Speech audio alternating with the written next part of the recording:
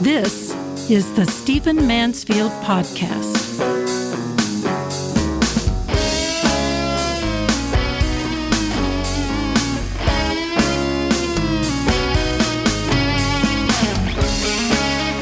Well, welcome to the Stephen Mansfield Podcast, the podcast where we look at our times through the lens of faith and leadership, character, and history. So glad you've joined me. I want to dive right in because the topic we're talking about today is one of the ones I'm most concerned about in our times. By the way, let me apologize for my voice, dealing with a little bit of Tennessee allergies, and I'm in our Nashville studio right now, and the Tennessee pollens are just getting to me. So if I sound a little raspy, all is well, and I'm kicking it with some great meds. All right, let's dive in. I have long been mentioning in this podcast my concern about the decline of creativity in our generation. There's not much question that creativity is on the decline. I'll give you some scientific evidence for that in just a moment. But I've mentioned it anecdotally in recent podcasts. Some of the major movie franchises that are gaining a great deal of attention. Like, for example, this summer, the summer of 2025, what's one of the biggest movies? Superman, a century old. We don't have a lot of new, a lot of creative. Come on. Indiana Jones, I've gone through this before. Some of the biggest movies are based on some almost century-old franchises and topics. Big new movies are not that prominent in our society anymore.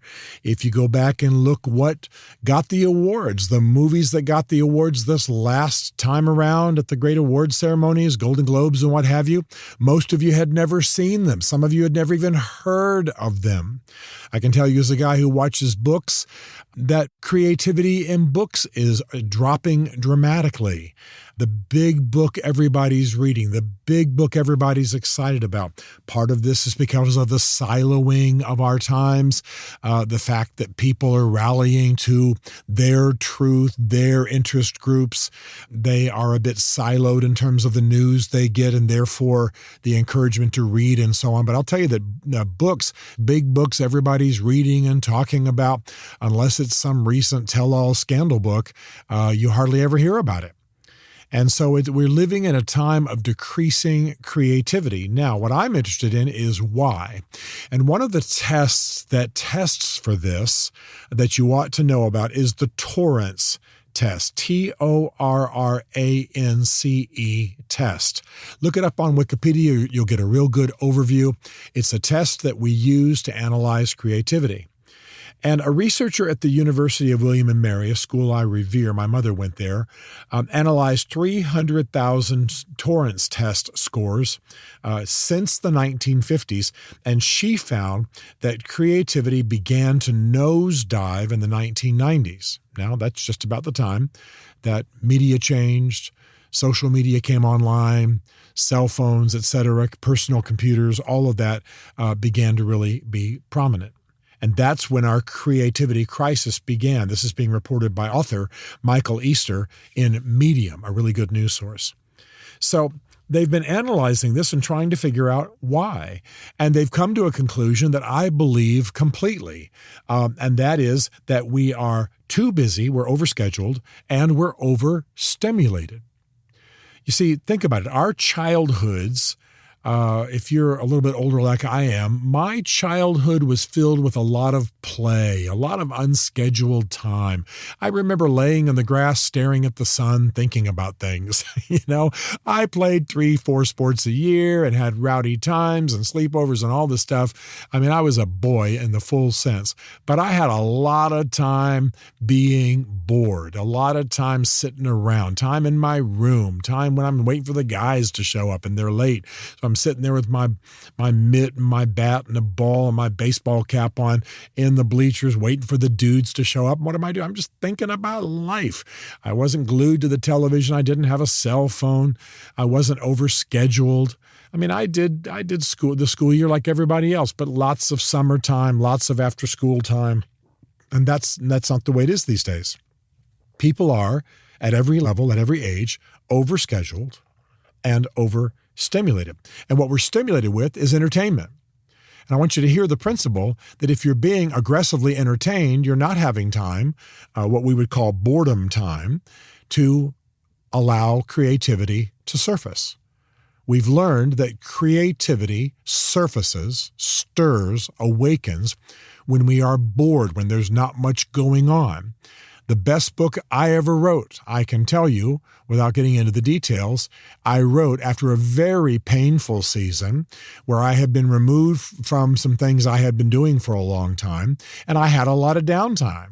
I had a lot of time to think. I went for long hikes. I traveled a lot, long distance, all over the world. I had 15-hour flights. But I had lots of time down, thinking, re-examining, being inspired, tearing up over a quote in a book, that kind of thing. And then I stepped from that season into writing what I think, from a literary perspective, is my best book. Well, that's anecdotal. You don't have to buy that.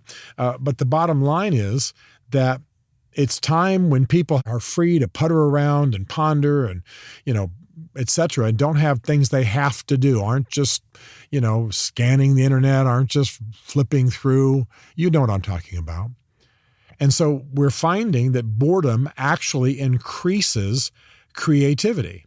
That's why, think about how people often report an idea that comes to them. I was in the shower. I was just there, just moving coals around on the grill. The baby was napping, and I had just sat down for a moment, and an idea came to me. Why is this? It's because it's when we have time for our minds to float, to let the sailboat of our brain kind of just arrive at new destinations. This is really important. And by the way, even many great thinkers have thought about this and described this. Einstein certainly did.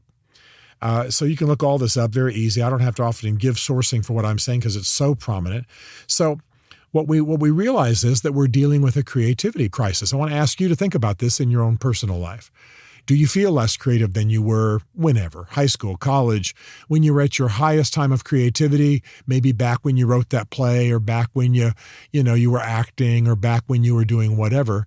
What's happened since then? I'm guessing that age, responsibility, schedule, being booked. Again, when we become more and more successful, we have more people scheduling us. We have more people demanding of our time. We have more people coming at us.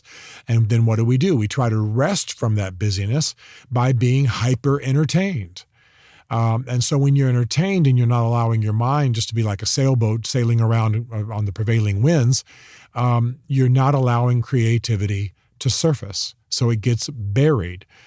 The way I like to think of it in my own brain is I'm either allowing my own creativity to surface, or I'm being buried by other people's creativity. Now, you want to have both in your life, but you certainly, especially if you're called and made to be a creative, you know what I'm talking about, business ideas, in my case, literary ideas, leadership strategies, coaching strategies, etc.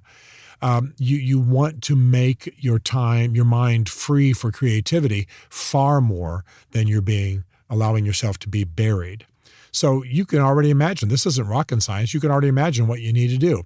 You got to shut off devices. You got to go for long walks. You got to go do things when your mind is free. I'll tell you that I love to do stationary bikes. I hike and I play sports and all that as much as I can, and I have my whole life. But one of the places that ideas come to me so much that I have occasionally even gone to do this when I needed an idea, because I thought, hey, that's when an idea is going to come to me, is stationary cycling. I love cycling, and I can really lose weight that way because I'll cycle for an hour, hour and a half. I love it. I set it just at a difficult level, and I cycle.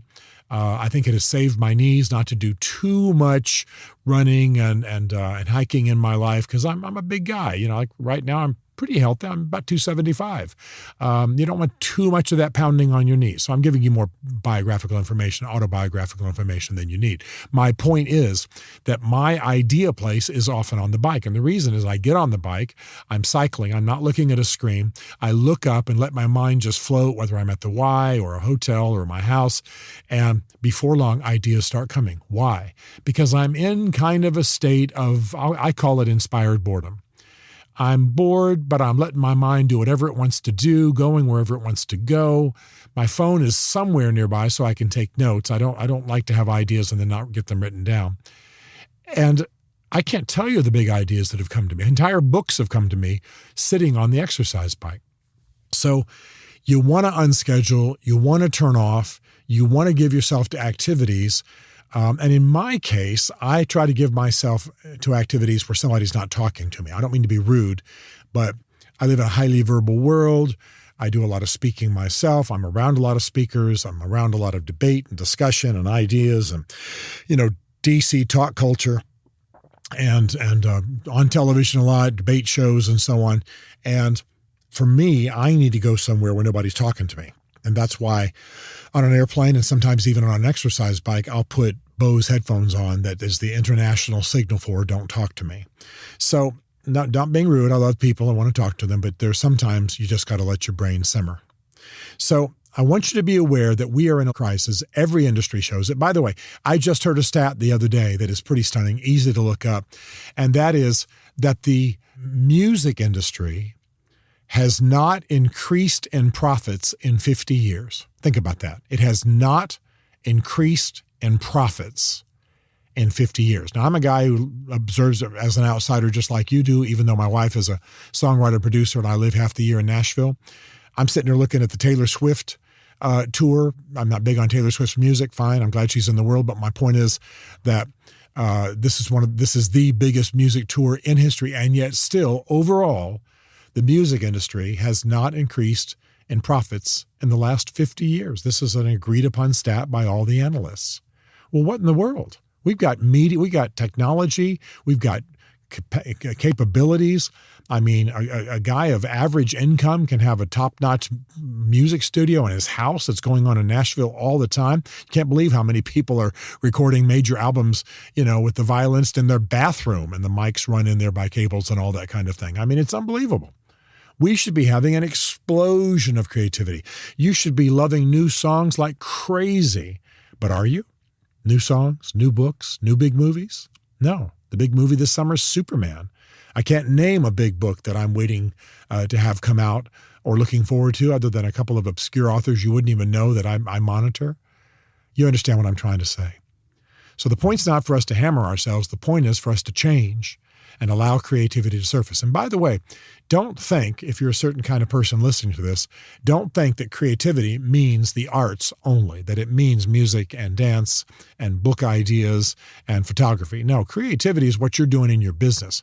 Creativity is what you, sir, are doing at the Pentagon, you colonel, who are responsible for part of the quartermaster function of the Pentagon. That's creativity. And by the way, you'll get promoted, get recognized, be successful, serve your cause, serve your God, serve your country to the extent that you're more creative. Creativity is stunning in terms of what it produces. And frankly, creativity, I've seen many surveys about this, creativity is far more responsible for prosperity than is high IQ because it's the innovator. Was Steve Jobs the highest IQ guy in his industry? No, but he may have been one of the most creative and in some low-level, cool way that feeds creativity, one of the most rebellious. Look at the crisis of creativity in your life. This is not a motivational podcast, but it is a podcast that analyzes our times and trends. And we are dealing with, believe it or not, stunning as it is, as much as the arts are forefront in our society, we are dealing with a crisis of creativity. Well, you may not be able to fix that at a societal level, but you certainly can fix that at your level and ascend and rise and prosper at greater levels as you declare war on the overscheduled, overstimulated in your life.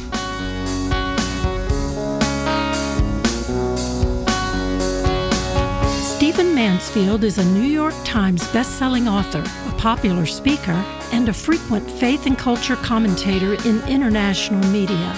His groundbreaking books on faith and society include The Faith of George W. Bush, The Search for God in Guinness, Mansfield's Book of Manly Men, and Lincoln's Battle with God. Learn more at stephenmansfield.tv.